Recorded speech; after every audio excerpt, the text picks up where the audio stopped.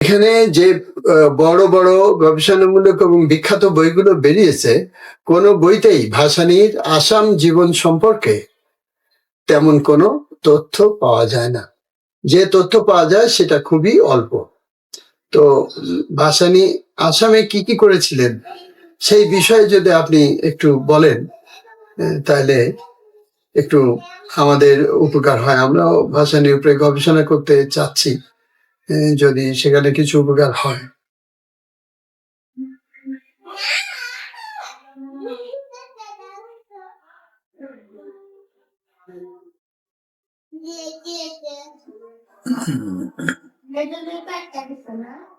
তোমার ভাষাটি একটি অনবদ্য এবং অত্যন্ত দৃঢ় অবস্থা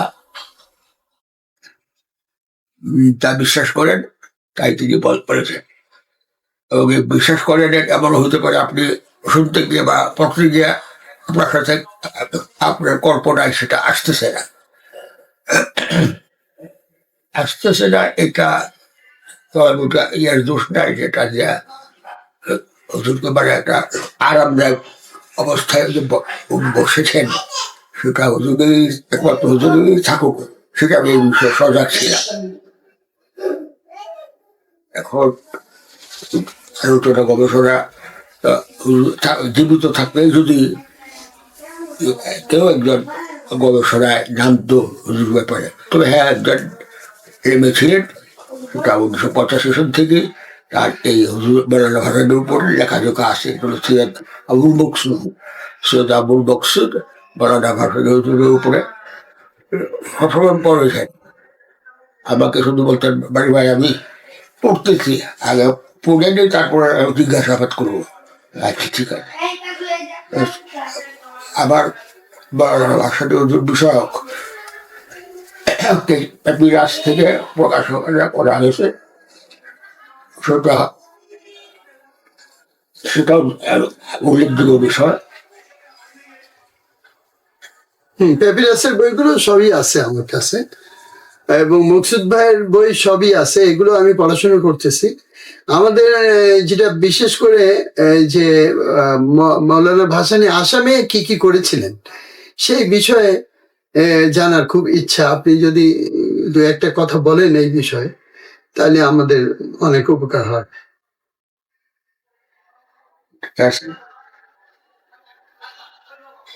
তবে আমি যতটুকু দেখতে পেরেছি, বাংলাদেশ পিরিয়ডটা 1972 থেকে 1976 পর্যন্ত, এই সময়ও ইংরেজিরা সারা দেশে বিচার বিবেচনায় তিনি যে সবার মুরব্বী হিসাবে আছেন, সেটা আমি সত্যি বয়সে তাকে বলে আপনার আত্মা যে পৌঁছে দিয়েছে মৌলানা ভাসানী, তিনি শুধু আত্মার খবরটা বলতে পারেন, কিন্তু রাজনৈতিক অর্থনৈতিক একেবারে আলাদা করে কেউ আলোচনা করেন নাই।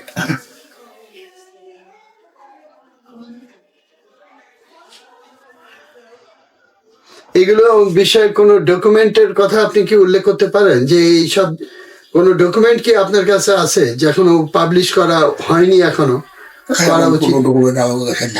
আচ্ছা, তো আপনার বইগুলোতে অনেক ডকুমেন্ট আছে এবং অনেক রেফারেন্স আছে, সেইগুলোই আমাদের প্রাইমারি সোর্স অফ মানে রিসার্চ অফ মাওলানা। তো সেটা তো আমরা করবই, কিন্তু আসাম সম্পর্কে আসামের বিষয়ে তো কেউ লেখে নাই। সামান্য কয়েকটা ছোট ছোট আর্টিকেল আছে ইংরেজি বাংলা মিলায়। তো যে কারণে আসাম বিষয়ে, আসামে মাওলানা যে ভূমিকা কি কি ছিল সেই বিষয়গুলো আমরা মানে অন্ধকারেই থেকে যাচ্ছে। আবুল মকসুদের বই বলেন, মহিউদ্দিন সাহেবের বই বলেন, বা অন্যান্য বই, কোনো বইতেই মাওলানার আসাম বিষয়ে কোনো কথাবার্তা মানে উল্লেখযোগ্য পরিমাণ কোনো কথাবার্তা নাই। খুবই সামান্য কথা আছে সেখানে, কিন্তু মাওলানার একটা বিশাল সময় আসামে কেটেছে। প্রায় 50 বছর উনি আসামে যাতায়াত করছেন, থাকছেন। এই 50 বছর যাবৎ যখন তার যৌবনকাল ছিল, শক্তির সময় ছিল, সেই সময় উনি আসামে কাজ করেছেন। সেই কাজগুলোর একটা বিবরণ দেয়া উচিত, আমাদের মূল্যায়নও করা উচিত। তো সেইটার অভাব বাংলাদেশের বইগুলোতে দেখা যাচ্ছে।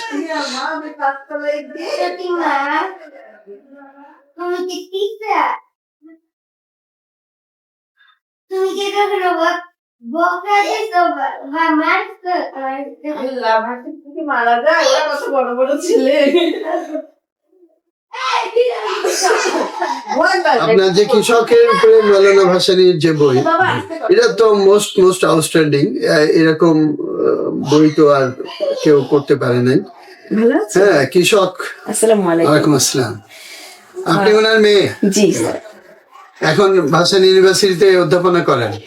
হ্যাঁ জি, আবু যে একটা কোর্স নিত মৌলানা ভাসানীর উপরে, ওইটা এখন আমি চালু রাখতে চেষ্টা করছি। আচ্ছা, তা আপনি ওখানে বসেন ওখানে, তা আপনি ওখানে যে পড়ান, যে কথাটা আপনার আব্বার সাথে বলতেছিলাম যে মৌলানা ভাসানী 50 বছর আসামে যাতায়াত করছেন এবং থাকছেন, এই বিষয়ে আপনি কি বলেন সেখানে? আসামের তো আমাদের কাছে ডকুমেন্টস খুব কম। আসাম কেন্দ্রিক একটা কোশ্চেনই পড়ায় আসামের 3টা আন্দোলন, লাইন প্রথা বিরোধী, বাঙালি খেতা বিরোধী, আর হুজুর যে আসাম বাংলা নিয়ে একটা রাষ্ট্র করতে চেয়েছিলেন। হ্যাঁ, এই টপিক গুলাই শুধু রাখি, কারণ আমাদের কাছে তো রেফারেন্স পড়াইতে গেলে তো রেফারেন্স সামনে আনতে হয়। আপনার নামটা কি? স্যার আমার পুরা নাম সৈয়দা উস্তুয়ানা হান্নানা, ছোট একটা নাম আছে আরেনি। আরিনি। জি স্যার। আচ্ছা, আর আপনি একটু ওইদিকে ফিরে বসেন, তাহলে একটু কথাগুলো টেপ হবে। অবশ্য ওখানে আর 5 মিনিট হয়তো ধারণের সময় আছে। তো আপনি যে 3টে বিষয় বললেন, একটা হচ্ছে লাইন প্রথা বিরোধী আন্দোলন, আর একটা বাঙাল খেতা বিরোধী আন্দোলন, বাঙাল খেদা বিরোধী আন্দোলন, আর একটা হচ্ছে আসাম বাংলা মিলাই একটা স্বাধীন সার্বভৌম রাষ্ট্র গঠন। এই 3টে। তো এই 3টে বিষয়ে আপনাদের কি কি ডকুমেন্টস আছে? মেইনলি তো আমি ডিপেন্ড করি সৈয়দ আবুল মকসুদের হুজুরের উপর উনি একটা জীবনী লিখেছেন হুম, মৌলানা ভাসানী নামে।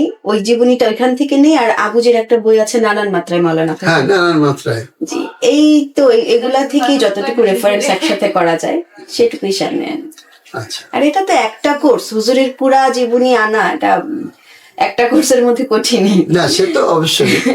ওখানে আসামে ওনার যে সময়কাল 1897 থেকে 1947 পর্যন্ত, এই যে দীর্ঘ সময়, প্রায় 50 বছর, তা 50 বছরের ইতিহাস, এইটাই তো সবচেয়ে শক্তিশালী ইতিহাস ওনার জীবনে।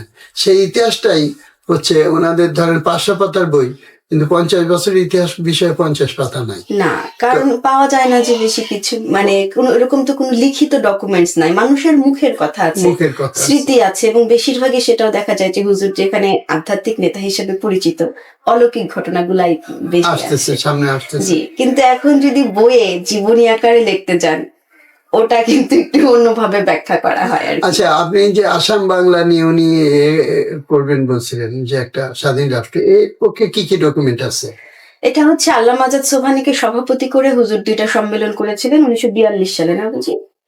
তো ওই সম্মেলন গুলার একটু রেকর্ড আছে যে হুজুর এরকম একটা সম্মেলন সেটা আপনার করেছিলেন। কি নোটস কি আছে? এটা সৈয়দ আবুল মকসুদের লেখা যে বইগুলো আছে ওখানে আছে। এখান থেকেই শুধু নিতে পারেন। জি। আচ্ছা, এছাড়া আসলে লিখিত ডকুমেন্টস খুব কম। রিসেন্টলি হুজুরের উপরে পিএইচডি করেছেন ডক্টর লাইলি উদ্দিন। হ্যাঁ, আপু হুজুরের আসাম জীবনটাতে ফোকাস করেছে। তো আপু বই লিখছে, এখনো হাতে পাইনি। তো হ্যাঁ, ওইখানে দেখা যাবে যে হ্যাঁ, ওইখানে কিছু দেখা পাই যাবে যে আমরা। কি আছে না আছে। যেমন হুজুর আসামের যখন পার্লামেন্টে এমএলএ ছিলেন তখন একটা কবিতা লিখেছিলেন, ওইটা লাইলি আপুই খুঁজে বের করেছে। আসাম পার্লামেন্টে ওটা তো লিখিত ছিল, ওটা পেয়েছে আর কতকাল। আর কতকাল লিখে দিচ্ছিল না। না ঠিক আছে, লাইলি উদ্দিনের লেখা যেটা আমি ফলো করতেছি, কিন্তু ওনার থিসিসটা এখনো বাইর হয়নি। না, থিসিস তো পাবলিশ, মানে সেটা তো একাডেমিক্যালি হয়েছে, কিন্তু সেটাকে বই আকারে আপু এখন লিখছে। আচ্ছা, এখনো মানে আসেনি একাডেমি। সেটা। আচ্ছা, ওনার যে থিসিস, এটা কি প্রকাশযোগ্য না নাকি? হ্যাঁ, আপু বই লিখছে, ওইটার উপরে ডিপেন্ড করে। না, থিসিসটা তো অনেক সময় প্রকাশ করে। হ্যাঁ, না ওটা ওইভাবে ওরা করবে না। তাহলে এই যে অনেকে, আমরা তো মানে রেফারেন্স না দিয়ে ইউজ করি, ওই জন্য ওরা এভাবে দেয় না এখন। আচ্ছা, আপনারা স্যার কি ডকুমেন্টারি করছেন নাকি কোনো রিসার্চ? না আমি বলি, মৌলানা ভাসানী নিয়ে আমার মানে প্রায় সকল বই আছে আমার কাছে, যারা যা লিখছে।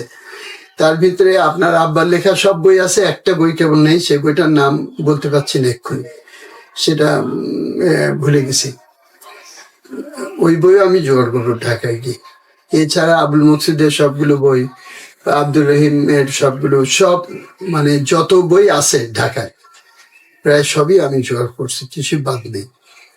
তো এইগুলোর দ্বারা আমি বুঝছি যে আসামে মাওলানার 50 বছরের জীবন সম্পর্কে আমাদের হাতে তথ্য নেই বলতে গেলে, আসলে খুবই কম। তো তাহলে এই তথ্যগুলো উদ্ধার করা আমাদের একটা দায়িত্ব, যদি আমরা সত্যি ভাষানী গবেষণা করতে চাই। আর ভাষানী গবেষণা কেন করতে চাই এই জন্যে যে ভাষা নিয়ে আমাদের বাংলাদেশের মানুষের মুক্তির কথা বাংলাদেশের মানুষের ভাষায় বলেছে। বিদেশি ভাষায় বাংলাদেশের মানুষের মুক্তির কথা বললে ওরা তো সেটা শুনবে না। এই যে আপনার বাবা যে বইগুলো লিখছেন, এগুলো হলো ওই ভেতরকার বিশেষ করে এমন কিছু অরিজিনাল জিনিস লিখছেন আপনার বাবা, এই যে বৃক্ষ ও নদী, নদী বৃক্ষ ভাষা নিয়ে। হ্যাঁ, নদী বৃক্ষ ভাষা নিয়ে এইটা এরকম লেখা কারো পক্ষেই সম্ভব না। যারা সত্যিকার প্রতিভাবান এবং এগুলো সেইভাবে অনুভব করে তারাই লিখতে পারে। তো সেটা আপনার আব্বার পক্ষে সম্ভব হয়েছে। তো সেটা আমি বিস্মিত হই যখন ওইগুলো পড়ি। অসাধারণ। মাওলানা ভাসানীকে এর চেয়ে ভালোভাবে কেউ বলতে পারবে না আমার অনুমান। তো অন্যদের আমি জানি না তারা কি বলবে। তো মানে এই আসামে মাওলানার এই যে উপস্থিতি, এতদিন থাকলেন কিন্তু সেই বিষয়ে আমরা কিছুই বলতে পারলাম না, এটাই আমাকে পীড়া দেয়। এই জন্য আমি আসছি আজকে বিশেষ করে, যে ওখান থেকে কিছু পাওয়া যায় কিনা। তো আপনার সাথে আমার যোগাযোগ থাকবে, আপনার ফোন নম্বর আমি নিয়ে তোমার রাখতেছি। কাছে আছে না? হ্যাঁ, ফোন নম্বরটা একটু দিয়ে দিও। হ্যাঁ, আমার কাছে আছে, আমি দিই। তো মানে এটাই হচ্ছে আমাদের আজকের আসার মূল উদ্দেশ্য। এটা কি আপনারা প্রাতিষ্ঠানিক ভাবে করছেন না ব্যক্তিগত উদ্যোগে? দুইটাই প্রতিষ্ঠানে। আমাদের তো একটা পাবলিকেশন আছে কি নামে? বাংলা গবেষণা। এই যে এটা হলো আমাদের তালিকা, এই বইগুলো আমরা বাইর করছি। আমরা ভাষানীর উপরে 4-5টা বই বাইর করছি অলরেডি। এখন আপনার বাবার যদি নতুন পাণ্ডুলিপি থাকে যেগুলো আগে প্রকাশ হয় নাই, অথবা এরকম পাণ্ডুলিপি থাকে যে রিপ্রিন্ট করা দরকার, আপনি আমার সাথে। প্রিন্টের জন্য আসলে কিন্তু মুশকিল হচ্ছে, আমরা প্যাপিরাসে তো 3টা বই দিয়েছিলাম। হ্যাঁ, প্যাপিরাসে মুতাহার ভাই কি তো করেছে? চাচা এখন এগুলো শেষ হয়ে গেছে, প্রায় বছর 3 হলো। চাচা অন্য প্রকাশনীকে দিতেও চাচ্ছে না, আবার নিজেও করতে বের চাচ্ছে করতে পারছে না। এই ক্ষেত্রে এটা একটা প্রবলেম। আর আবুজির মোতাহার চাচার দিকে একটা সফট কর্নার আছে, কারণ যখন অন্য কোনো প্রকাশনী আগায় আসছিল না, মোতাহার চাচা আগায় আসছে। এই জন্য এটা যেহেতু এই ইউনিভার্সিটিতে ওই বইগুলোর একটা কদর আছে, তা তো বটেই, দরকার আছে, কারণ ছেলে মেয়েদের তো কিনতে হয়, তাই না? তো সেক্ষেত্রে ওনাকে আপনারা মানে বলে দেখেন, কারণ আর 2টা বই মোটামুটি আমি রেডি করেছি। একটা হচ্ছে হুজুরের লেখা আর্টিকেল গুলা নিয়ে শুধু একটা বই, মোটামুটি 27টা একসাথে করেছি, কিন্তু 2-1টা এখনো পাইনি। যেমন হুজুর জাপান থেকে এসে একটা আর্টিকেল লিখেছিলেন সূর্য ওঠার দেশে, ওটা পাইনি আমি পুরাপুরি। মুকসুদ চাচার কাছে ছিল বোধহয়, চাচা তো মারা গেলেন। হ্যাঁ, উনি মারা যাওয়ার ফলে অনেক ক্ষতি হয়েছে। আমি চাচার ছেলের সাথে যোগাযোগ করেছি, ভাইয়া বোধহয় অতটা গুছায় রাখতে পারে নাই। দেখা যাক, ওটা বাসায় গিয়ে যদি নিতে পারতাম। আচ্ছা, তো আরেকটা বই- 26টা কি জোগাড় হয়েছে একসাথে? হ্যাঁ, 27টা। তা ওই 26টা আমাকে দিলে আমি একটা বই বের করে দিতে পারি। যদি আপনি ওখানে আপনি দেখেন আমরা বিখ্যাত লোকেদের বই বের করছি। তো এই যে 26টা আপনি জোগাড় করছেন, এই 26টার ভিতরে কি কি আছে আমি জানি না। তো এটা যদি আপনি দেন একটা সম্পাদকীয় লিখে, হ্যাঁ, তাহলে আমি এটা প্রকাশ করতে রাজি আছি, কারণ আমারও ইচ্ছা এই ধরনের বই বের করার। হ্যাঁ, আর একটা কি লিখছেন? আরেকটা আসলে এটা আমার কাজ শেষ হয় নাই, আর সেটা আসলে আমরা চাচ্ছিলাম যে মাওলা ব্রাদার্স বা এদের সাথে যদি যোগাযোগ করা যায়। এটা একটু সুফিজম বেস্ট। সুফি? সুফিজম বেস্ট কি, আবুজি জেলে ছিল তো 1.5 বছর। ওই সময় আবুজির জেল জীবনের যে পড়াশোনা গুলা ছিল ম্যাক্সিমামই আসলে সুফিজম বেস্ট পড়াশোনা ছিল। সেই জাস্ট ওটার একটা সংকলন। না, ঠিক আছে, ওটা মাওলাতে তো যোগাযোগ করেন, হ্যাঁ, ওনারা মানে ওনারা একটু এই জাতীয় বই বের করে। আর বের করে। হচ্ছে আর একটা জানি কি ছিল, তো আমি আসলে এটার কাজ এখনো শেষ